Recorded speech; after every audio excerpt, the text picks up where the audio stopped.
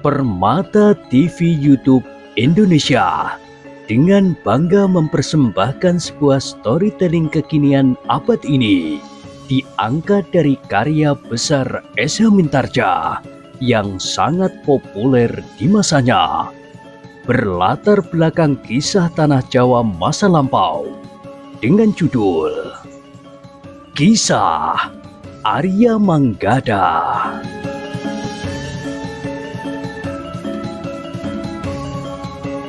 Pada kesempatan yang sangat baik ini, kita masuk pada episode yang ke-167. Selamat menikmati.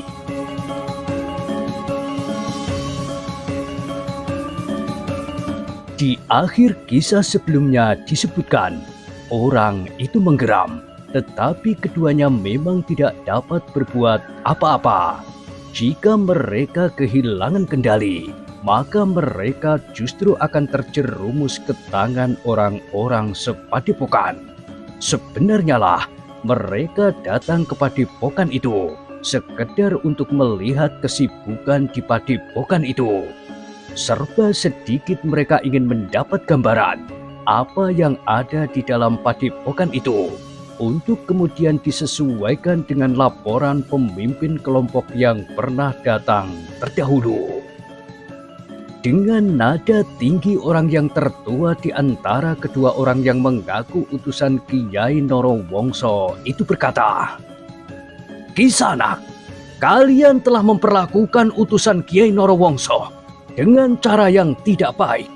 Pada suatu saat, Kiai Norowongso akan datang menghukum kalian dan seisi padepokan ini. Kiai Norowongso akan datang dengan kekuatan yang tidak akan dapat kalian bendung, melanda padepokan kalian. Tetapi selanjutnya, Kiai Norowongso tidak akan pernah meninggalkan padepokan ini, apalagi Nyai Wijisari. Ia akan tinggal di sini bersama anaknya yang telah dibunuh oleh ayahnya sendiri, justru dibakar di dalam api." Ki Warono justru menunjuk pada tugu di depan pendopo bangunan utama dengan batu nisan kecil di atasnya. "Itulah makam anak Kiai Banyu Bening. Makam itu sangat dihormatinya. Kiai Banyu Bening memang sangat mendendam kepada istrinya yang sudah menyebabkan anaknya terbakar sehingga meninggal." "Itu salah Kiai Banyu Bening." "Salah Nyai Wijisari." Orang yang muda masih akan menyahut, tetapi Ki Warono telah membentaknya. "Jika kau sebut lagi bahwa Kiai Banyu Bening yang bersalah, maka kalian tidak akan pernah kembali ke padepokan Kiai Norowongso. Membunuh atau tidak membunuh kalian, bagi kami sama saja. Kami harus mempertahankan padepokan ini dengan ujung senjata. Karena itu pergilah sebelum kalian akan dibantai di sini. Aku tidak main-main. Aku dapat menjatuhkan perintah itu."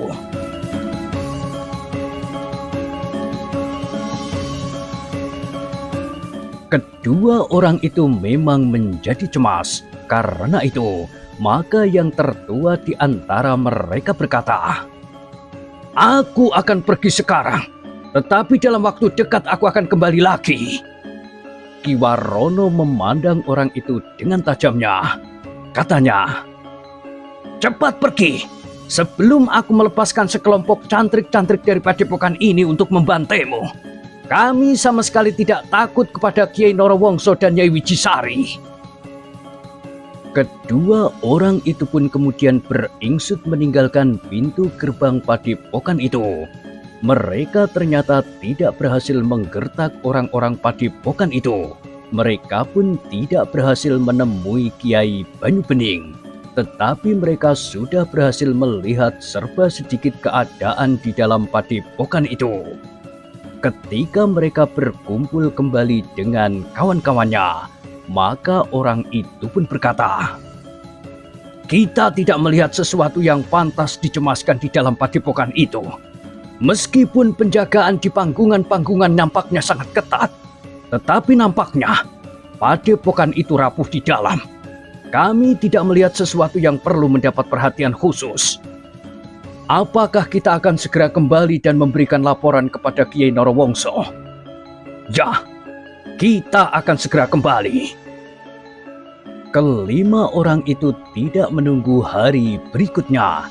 Di sisa hari itu, mereka mulai berangkat menempuh perjalanan jauh. Tetapi seperti saat mereka berangkat, mereka tidak banyak mengalami rintangan di perjalanan pulang. Pada itu, Nyai Wicisari merasa sudah terlalu lama menunggu kesempatan untuk dapat pergi ke kaki Gunung Lawu. Apalagi ketika rasa-rasanya sudah tidak ada lagi rumah yang pantas diketuk pintunya. Ternyata betapapun kerasnya jalan kehidupan yang ditempuh oleh Nyai Wicisari, namun kerinduan yang hampir tidak tertahankan telah mencekam jantungnya. Namun ia tidak dapat mengingkari satu kenyataan, bahwa anaknya memang sudah meninggal, terbakar bersama rumahnya dan seisinya. Nyai Wicisari memang menganggap bahwa kematian anaknya itu disebabkan oleh kesalahan suaminya. Jika saja waktu itu suaminya tidak cepat dibakar oleh perasaan marahnya, maka persoalannya akan menjadi lain. Meskipun demikian, di hati kecilnya, Nyai Wicisari juga melihat bahwa dirinya juga bersalah. Seharusnya ia tidak membawa Narowongso ke rumahnya. Saat itu, ia mengira bahwa Lembu Wirit tidak akan pulang sampai matahari terbit.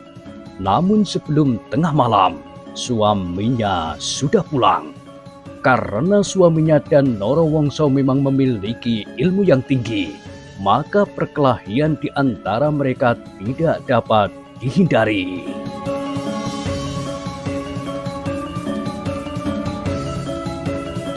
Nyai Wicisari tidak dapat menyesali peristiwa yang telah terjadi itu, karena bagaimanapun juga ia menyesal. Yang terjadi itu memang sudah terjadi. Seakan-akan terbayang kembali apa yang telah dilakukannya. Ternyata ia telah membuat kesalahan untuk kedua kalinya. Ketika Narowongso terdesak, maka ia justru membantu laki-laki itu untuk melawan suaminya. Ketika rumahnya terbakar dan jerit tangis anaknya melengking, Wicisari tidak tahan mendengarnya. Sementara ia tidak lagi dapat menerobos api untuk menolongnya. Namun dalam keadaan yang sangat bingung itu, tangannya telah ditarik oleh Narowongso karena api telah membakar hampir seluruh bagian rumahnya. Demikian ia bergeser, maka langit-langit pun telah runtuh. Nyai Wicisari tidak tahu lagi apa yang dilakukan oleh suaminya. Hampir di luar kesadarannya, Nyai Wicisari tidak menolak ketika tangannya ditarik terus menjauhi api yang menjadi semakin gemuruh, menelan rumahnya dan seisinya, termasuk bayinya. Namun akhirnya Nyai Wicisari mengetahui bahwa di hari berikutnya, suaminya telah mengambil tubuh anaknya yang hangus dan dibawanya pergi. Orang-orang yang menyaksikannya tidak dapat berbuat banyak. Menurut keterangan tetangga-tetangganya, Lembu Wirit yang juga mengalami luka bakar itu sama sekali tidak mau berbicara sepatah kata pun. Baru kemudian ketika ia memerintahkan beberapa orang anak buahnya menelusuri kepergian Lembu Wirit, maka orang-orangnya itu pun menemukan Lembu Wirit itu di kaki Gunung Lawu dan bergelar Kiai Banyu Bening. Namun laporan dari pengikutnya yang telah pergi ke kaki Gunung Lawu yang terdahulu mengatakan bahwa anaknya yang meninggal itu telah dibuatkan sebuah tugu dan di atasnya diletakkan batu nisan kecil oleh bekas suaminya, Lembu Wirit.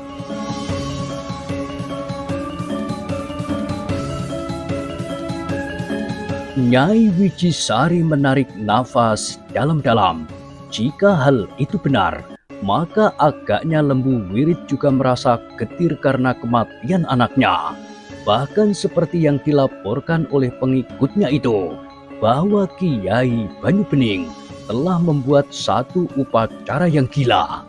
Upacara dengan mengorbankan bayi yang sebenarnya. Ia memang gila, desis Nyai Wicisari. Namun setelah peristiwa itu lama sekali terjadi, Nyai Wicisari itu dapat melihat dengan lebih baik dari jarak yang cukup jauh. Namun setiap kali terbersit penyesalan di dalam hatinya, maka Nyai Wicisari tentu menghibur dirinya bahwa peristiwa yang memang akan terjadi itu tentu akan terjadi juga. Pada itu, Kiai Norowongso yang melihat Nyai Wicisari selalu merenung, tidak terlalu sering menegur. Namun beberapa kali ia mengatakan bahwa mereka akan segera berangkat ke kaki Gunung Lawu untuk melihat dan sekaligus memiliki padepokan tempat anaknya itu dikuburkan. Tetapi Kiai Norowongso tidak tahu bahwa yang direnungkan oleh Nyai Wicisari tidak sekedar kerinduannya kepada anaknya yang sudah tidak ada serta keinginannya merambah daerah baru itu.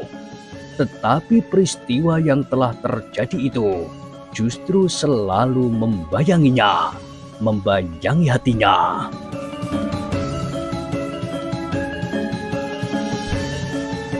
Lembu Wirit memang seorang yang sering membohonginya. Ia sering berbuat sesuatu yang tidak sewajarnya. Tetapi bukan seharusnya Nyai Wicisari itu menyakiti hatinya terlalu dalam. Bahwa ia membawa Norowongso ke rumahnya itu sama artinya bahwa ia telah menikam punggung Lembu Wirit. Ketika kelompok orang yang ditugaskan pergi ke kaki Gunung Lawu untuk yang kedua kalinya datang, maka Nyai Wicisari pun segera memanggil mereka. Bersama Kiai Norowongso itu, maka Nyai Wicisari telah menerima kelima orang yang baru datang dari kaki Gunung Lawu itu. Apa yang kalian lihat dan apa yang telah kalian dengar? Bertanya Kiai Norowongso. Orang tertua yang memimpin kelompok itu telah memberikan laporan tentang perjalanannya. Ia pun telah melaporkan pula bahwa ia telah melihat keadaan serta isi padepokan itu. Kau masuk ke padepokan? Bertanya Nyai Wicisari. Ya Nyai, meskipun kami berdua waktu itu tidak berhasil menemui Kiai Banyu Bening. Kau lihat sebuah tugu yang di atasnya terdapat batu nisan kecil?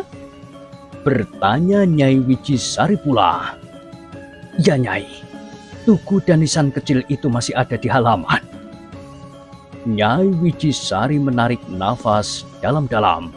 Setelah kematian bayinya itu, Nyai Wicisari tidak lagi mempunyai keturunan.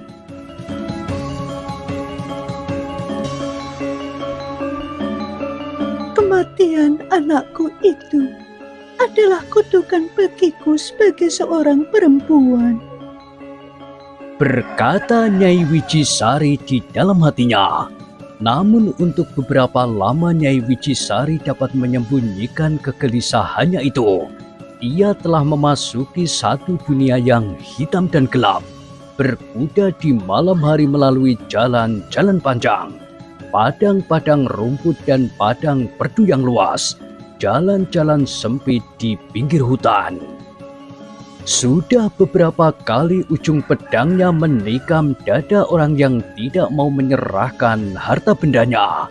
Sudah beberapa kali tajam pedangnya menebas leher orang yang mengadakan perlawanan ketika ia merampok bersama Kiai Norowongso yang kemudian dianggapnya sebagai suaminya. Tetapi bagaimanapun juga, hidup tanpa keturunan adalah seperti sebatang pohon yang tidak berbuah, kering. Keterangan pemimpin kelompok yang pergi ke kaki Gunung Lawu itu seakan-akan telah mendesak Nyai Wicisari untuk segera berangkat mengambil padepokan itu. Rasa-rasanya anaknya itu sudah terlalu lama merengek sambil menjulurkan kedua tangannya. Baik, baik. Aku akan segera datang, Ger. Nyai Wicisari berkata di dalam hatinya. Keterangan pemimpin kelompok pertama dan kelompok kedua yang hampir bersamaan itu telah mendorong Kiai Norowongso dan Nyai Wicisari untuk segera berangkat.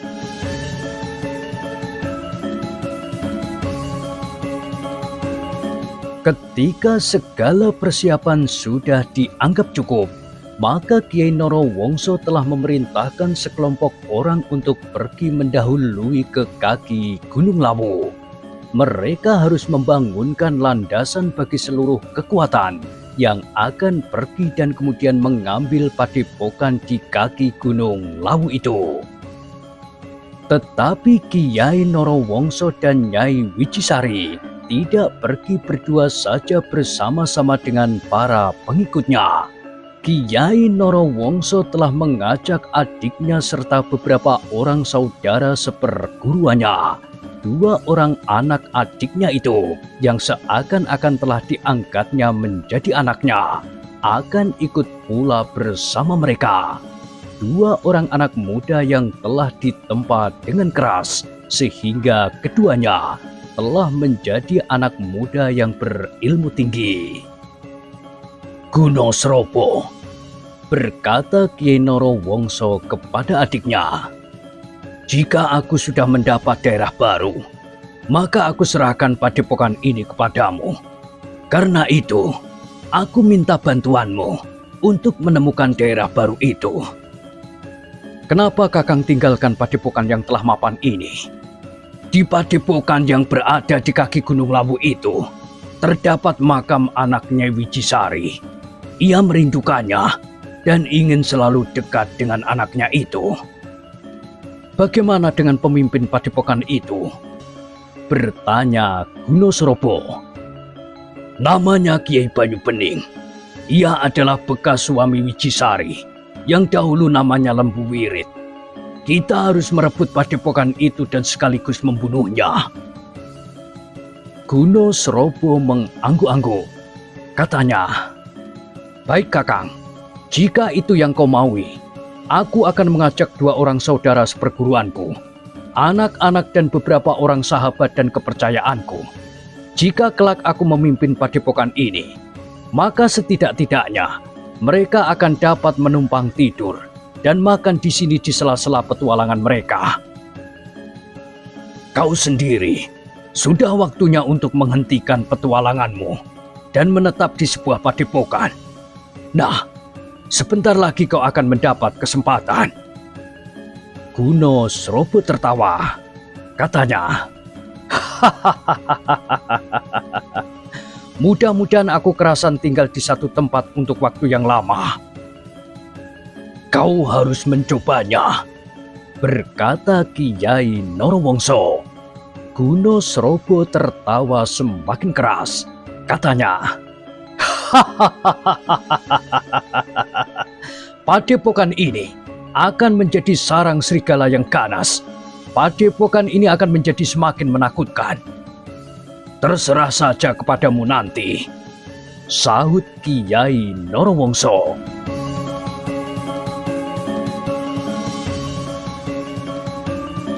Di hari-hari terakhir, Kiai Norowongso dan Nyai Wicisari menjadi semakin sibuk mempersiapkan diri.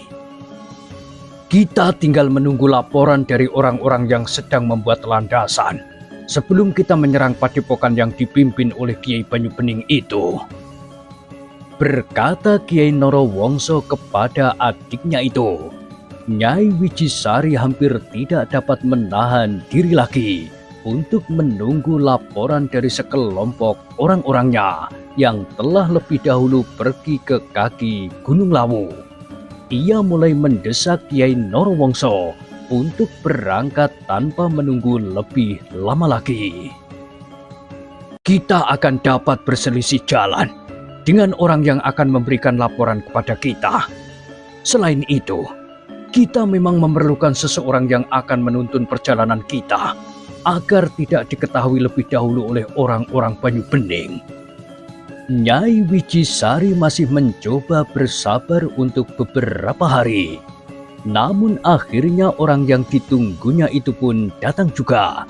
2 orang di antara beberapa orang yang lebih dahulu. Kami membuat landasan di pinggir hutan, berkata salah seorang dari kedua orang itu. Kiai Norowongso dan Nyai Wicisari mendengarkan laporan kedua orang itu dengan seksama. Bahkan Kiai Norowongso minta agar adiknya ikut mendengarkannya pula, agar ia dapat memberikan pertimbangan-pertimbangan yang diperlukan. Ternyata semuanya telah mendukung rencana kita, berkata Kiai Norowongso. Keadaan padepokan Kiai Banyu Bening itu sendiri akan memberikan kesempatan kepada kita untuk dengan cepat menguasainya. Tetapi mereka mengawasi keadaan di seputar padepokan mereka dengan ketat, berkata salah seorang dari kedua orang itu. Apa arti pengawasan yang ketat jika keadaan di dalam padepokan itu rapuh? Berkata Kiai Norowongso. Kami tidak melihat kekuatan yang akan dapat mencegah kita, berkata orang itu pula. Pekan ini kita akan berangkat, berkata Kiai Norowongso. Lalu katanya kepada adiknya, sebagian dari barang-barang kami akan kami tinggal. Pada kesempatan lain, kami akan mengambilnya. Guno Srobo mengangguk-angguk. Katanya, baiklah, sementara kita pergi, biarlah 2 orang kepercayaanku menunggui padepokan ini. Mereka akan dapat mencari kawan yang akan dapat dipercaya pula. Baiklah, berkata Kiai Norowongso. Dengan demikian, maka segala persiapan sudah selesai. Semuanya tinggal menunggu perintah Kakang. Aku ingin berbicara dengan kedua orang anakmu, berkata Kiai Norowongso. 2 orang anak muda yang bertubuh tegar telah menemui Kiai Norowongso dan Nyai Wicisari. Dengan nada berat Kiai Norowongso itu pun berkata, aku dan ibumu ingin mengajakmu bertamasa ke kaki Gunung Lawu. Kami sudah menunggu. Kapan kita akan berangkat? Aku juga hampir sudah tidak tahan, berkata Nyai Wicisari. Tetapi aku ingin berpesan kepada kalian bahwa kita akan memasuki daerah berbahaya di kaki Gunung Lawu itu. Kedua orang anak muda itu tertawa. Parung Landung yang tertua di antara mereka tertawa lebih keras. Katanya, bukankah kita ditempa untuk memasuki lingkaran-lingkaran yang paling berbahaya? Sementara itu, adiknya, Paron Wajah berkata lantang, kami sudah siap, Paman. Apakah Paman masih meragukan kami berdua? Tidak, kami sama sekali tidak meragukan kalian. Kami hanya ingin memperingatkan kalian agar kalian berhati-hati. Kami akan berhati-hati, Paman, sahut Parung Landung. Dalam pada itu, maka persiapan-persiapan yang dilakukan oleh Kiai Norowongso dan Nyai Wicisari sudah sampai ke puncaknya. Mereka tinggal menunggu saat yang terbaik untuk berangkat ke kaki Gunung Lawu.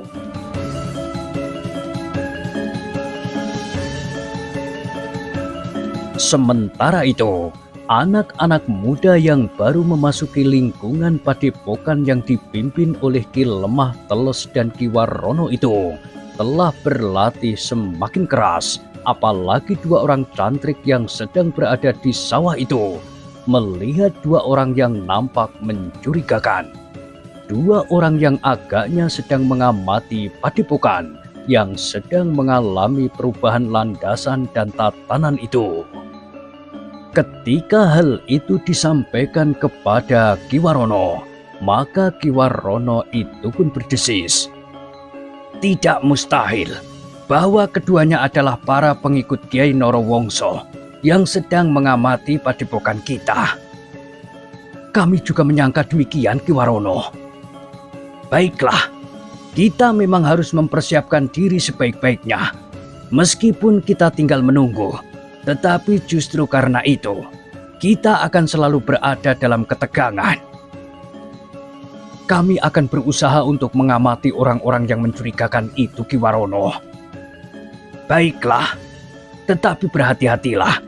Seandainya kita menemukan isyarat bahwa mereka memang para pengikut Kiai Norowongso, kita tidak harus dengan serta-merta bertindak. Kita tidak boleh tergesa-gesa. Segala sesuatunya harus diperhitungkan dengan cermat, sehingga kita tidak justru terjebak.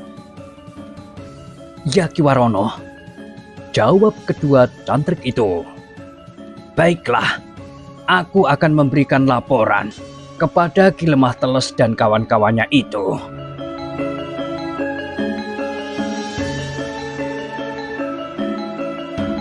Ki Lemah Teles yang mendapat laporan itu pun kemudian telah membicarakannya dengan Ki Ajar Panguan, Ki Sambi Pito, Ki Jogo Prono, dan Ki Pandi. Kita harus mengetahui siapakah mereka itu, berkata Ki Pandi. Jika benar mereka adalah pengikut Kiai Norowongso, maka mereka tentu mempunyai tempat persembunyian di sekitar padepokan ini.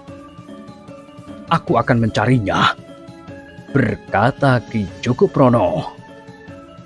Aku ikut, sahut Ki Sambi Pito.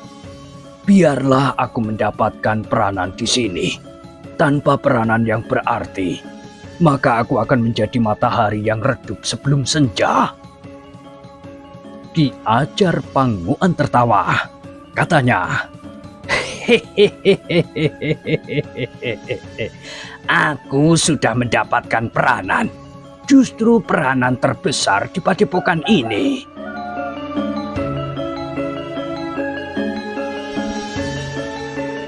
Namun dalam pertemuan itu telah disepakati bahwa Ki Jogo Prono dan Ki Sambi Pito akan mengamati orang-orang yang mencurigakan itu. Jangan, Ki Pandi, berkata Ki Ajar Panguan. Ketika dua orang utusan Kiai Norowongso menemui Kiai Banyu Bening, Ki Pandi duduk bersamaku.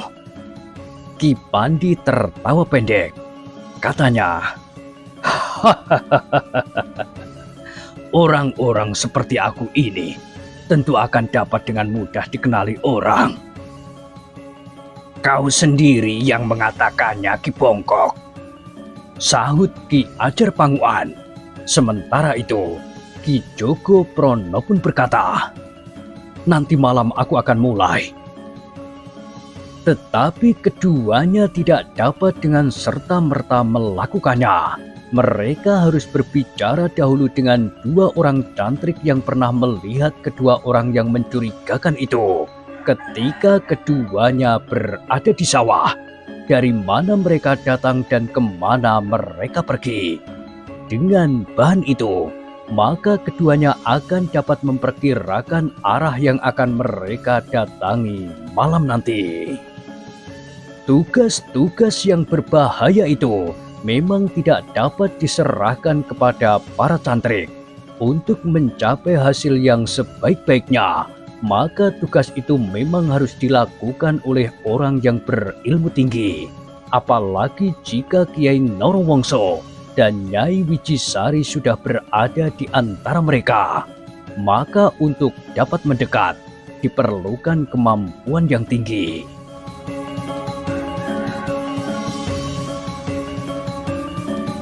Untuk mendapat hasil yang sebaik-baiknya, maka Ki Sambi Pitu dan Ki Jogoprono tidak dengan tergesa-gesa mencari tempat persembunyian orang-orang itu.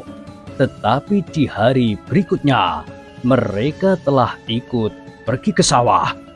Dengan memanggul cangkul serta memakai caping bambu, mereka bersama 2 orang cantrik telah pergi ke sawah. Di bawah panasnya matahari yang memanjat semakin tinggi, mereka berendam di air berlumpur sambil mengayunkan cangkul mereka. Sebenarnya lah, mereka melihat 2 orang yang mencurigakan lewat meniti pematang. Mereka memang hanya berjalan melintas, tetapi keduanya mengamati padepokan itu dari jarak yang tidak terlalu jauh. Ki Sambi Pitu dan Ki Jogoprono memperhatikan arah kemana mereka pergi. Tidak terlalu jauh dari padepokan mereka berjalan melingkar, juga masih meniti pematang. Mereka berjalan menjauh, kemudian memutar kembali ke arah hutan kaki pegunungan. Kita akan melihat malam nanti apa yang ada di hutan itu, desis Ki Jogoprono. Kita sudah dapat menduga di mana mereka bersembunyi, berkata Ki Sambi Pitu. Iya, asap itu. Ternyata mereka memang dungu. Atau kita yang dungu, jika kita begitu saja percaya bahwa mereka memang berada di sekitar perapian itu. Keduanya mengangguk-angguk. Ki Sambi Pitulah yang kemudian berkata, "Baiklah, biarlah malam nanti kita akan membuktikannya."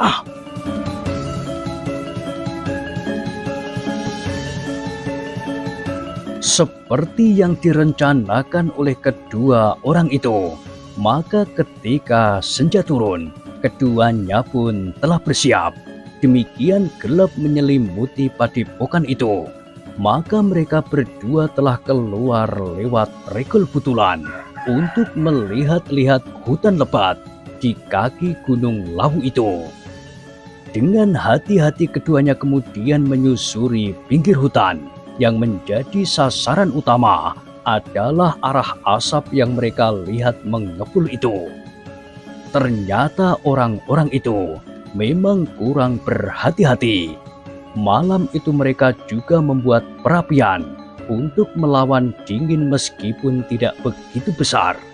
Mereka memang sudah berusaha untuk melindungi nyala api perapian itu dengan bebatuan. Namun warna merah yang menapak pada batang-batang pepohonan masih juga dapat dilihat oleh Ki Sambi Pitu dan Ki Jogoprono.